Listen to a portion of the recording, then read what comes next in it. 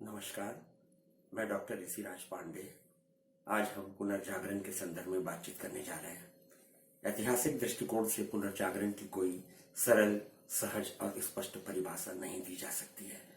हाँ, इतना जरूर कहा जा सकता है, मध्य युग से नवयुग के आगमन की सूचना देने वाला तथ्य पुनर्जागरण था।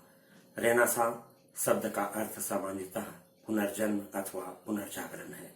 हम इसे पांडित्य का पुनः उदय भी कह सकते हैं। प्राचीन काल में आर्य संस्कृति के समान यूनानी तथा लैटिन संस्कृतियां भी महान समझी जाती थीं। मध्य युग में यूनानी तथा लैटिन साहित्य को भुलाकर यूरोप की जनता अंधविश्वासों में पड़ गई थी। इससे उनमें निराशा और उत्साहहीनता की भावना ने जन्म ले लिया था। यद्यपि मध्य युग में भी प्राचीन लैटिन साहित्यों का अध्ययन होता था, किंतु वह मध्य युगीन पूर्वाग्रही अवधारणाओं पर आधारित था। वास्तव में पुनर्जागरण बहुमुखी विकास का काल था। पुनर्जागरण ने मध्य युगीन आडंबरों, अंधविश्वासों एवं प्रथाओं के स्थान पर व्यक्तिवाद, भौतिकवाद, स्वतंत्रता की भावना, उन्नत आर्थिक व्यवस्था एवं राष्ट्रवाद को स्थापित किया। प्रसिद्ध इतिहासकार हेज का कथन है, पुनर्जागरण के फलस्वरूप मानव के हृदय में जिज्ञासा तथा आलोचना की भावना उत्पन्न हो गई। यहाँ पर यह भी विचार करना जरूरी है कि पुनर्जागरण कोई यकायक होने वाली घटना नहीं थी। उसके पीछे अनेक कारण सन्निहित थे। मध्य युग में कुस्तुनतुनिया ईसाई धर्म का प्रमुख केंद्र था। यहाँ पर कला, साहित्य, नृत्य, गायन आदि का विकास हो रहा था। सन 1453 में ऑटोमन तुर्कों ने कुस्तुनतुनिया पर आक्रमण कर दिया और अधिकार कर लिया। तुर्कों ने यूनानी भाषा के इस केंद्र पर बहुत अत्याचार किया। लोग उनसे तंग आकर यूरोप के विभिन्न देशों, खासकर इटली में जाकर संरक्षण प्राप्त किया। यूरोप के विद्वानों के संपर्क में आकर उन्होंने अपनी विद्वता से उन्हें प्रभावित किया। एशिया और यूरोप की विभिन्न सभ्यता और संस्कृति के मिलन ने अब रोम को शिक्षा और साहित्य का प्रमुख केंद्र बना दिया। इस सांस्कृतिक युग में अनेक ग्रीक विद्वानों ने अपनी कृतियों के माध्यम से यूरोप वासियों को प्रभावित किया। उन्होंने प्रचलित परंपराओं के स्थान पर तत्कालीन समाज में व्याप्त कमियों की ओर लोगों का ध्यान आकृष्ट किया।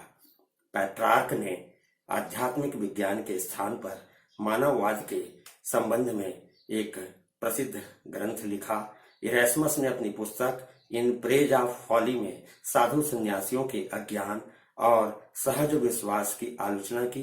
तो वहीं इंग्लैंड में चौसर, इटली में दांते, जर्मनी में मार्टिन लूथर, स्पेन में सर्वेंट्स ने अपनी लेखनी से पुनर्जागरण को गति प्रदान की। मध्य युग धर्म युद्धों का काल था, जिसके चलते यूरोप वासियों का संपर्क नवीन जातियों से हुआ। उनके रहन सहन से वे परिचित हुए। भौगोलिक ज्ञान भी उन्हें प्राप्त हुए। अनेक आविष्कार, जिनमें छापे खाने का आविष्कार प्रमुख था। सन 1460 में जर्मनी में गुटेनबर्ग ने छापे खाने का आविष्कार किया। पुस्तक छापना और जन सामान्य के लिए उनकी उपलब्धता अब आसान हो गई।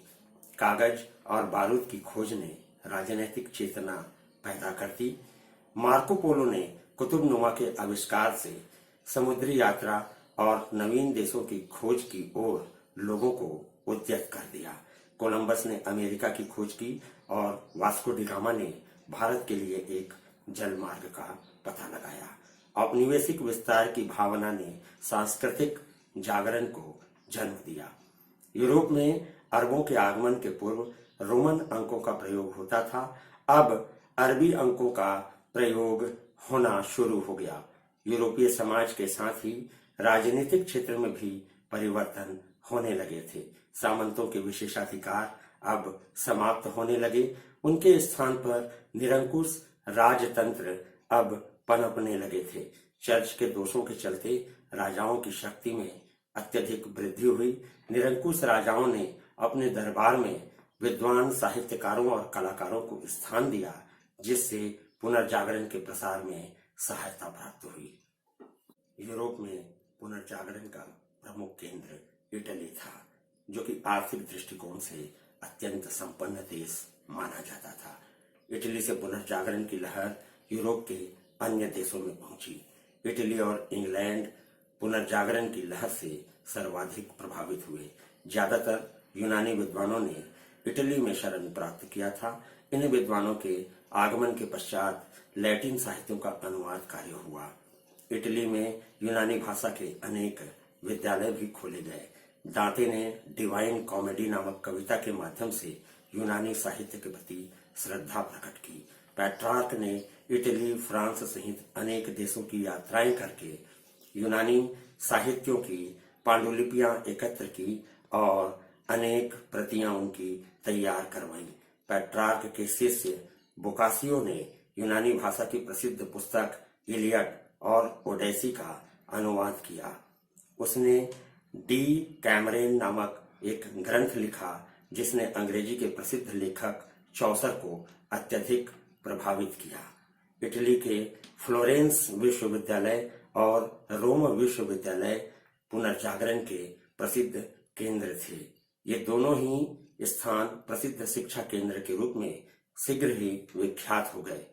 पोप निकोलस पंचम ने विद्वानों को उदार आश्रय प्रदान किया।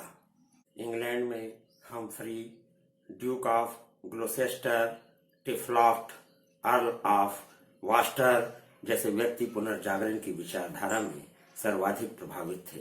लेकिन आंदोलन की जड़ें ऑक्सफोर्ड विश्वविद्यालय और कैम्ब्रिज विश्वविद्यालय में थीं। वस्तुतः हेनरी सप्तम के काल में ही पुनर्जागरण की जड़ें इंग्लैंड में मजबूती के साथ जम गई थीं। विलियम सेलिंग यूनानी लिपि का प्रथम जानकार था। उनके शिष्य थॉमस लिनेकर ने इटली जाकर यूनानी भाषा का अध्ययन किया। जॉन कोलेट ने इटली से अध्ययन कर वापस आने के बाद अध्यापन कार्य किया। उसने चर्च की बुराइयों की खुलकर आलोचना की। वास्तव में फ्रांसीसी विद्वान इरेस्मस ने इंग्लैंड के पुनर्जागरण को विशेष गति प्रदान की।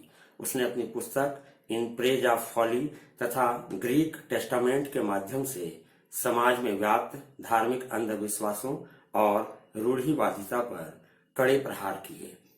टॉमस मूर, जो कि कोलेट और इरेस्मस का मित्र था, यूटोपिया नामक ग्रंथ के माध्यम से राजनीतिक क्षेत्र में नवीन चेतना का प्रसार किया।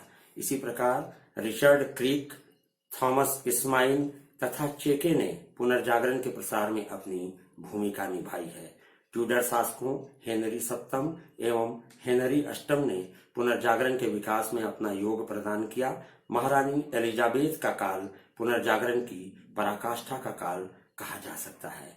यहाँ पर यह भी स्पष्ट कर देना चाहता हूँ कि इटली और इंग्लैंड के पुनर्जागरण में व्यापक अंतर था। इटली के पुनर्जागरण के प्रणेताओं को धर्मशास्त्र में रुचि नहीं थी, तो वहीं इंग्लैंड के पुनर्जागरणकर्ताओं ने चर्च में व्याप्त बुराइयों, अंधविश्वासों, रूढ़िवादिता पर कड़ा प्रहार किया।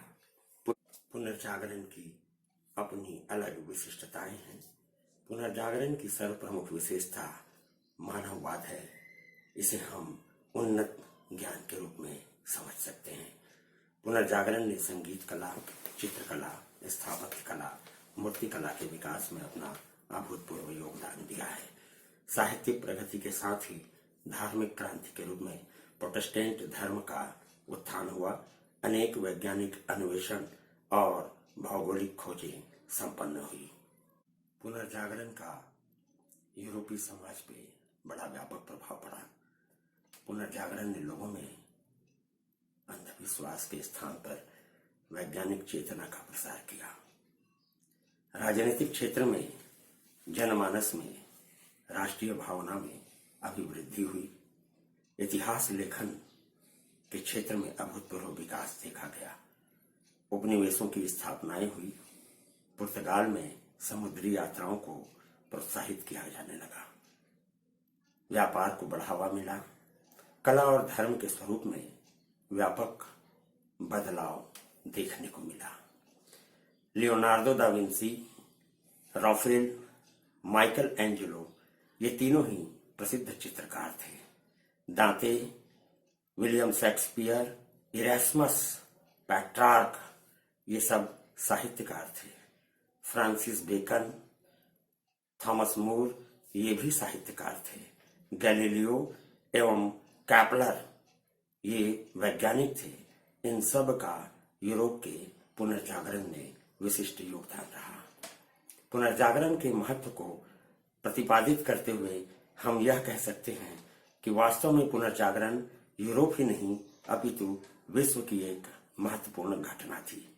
इसके प्रभाव से समाज और राजनीति का कोई भी अंग अछूता नहीं रहा। शिक्षा संस्कृति के प्रचलन के साथ एक ऐसे युग का आगमन हुआ जिससे चेतना के नवीन स्वरूपों का उद्घाटन हुआ। बहुत बहुत धन्यवाद।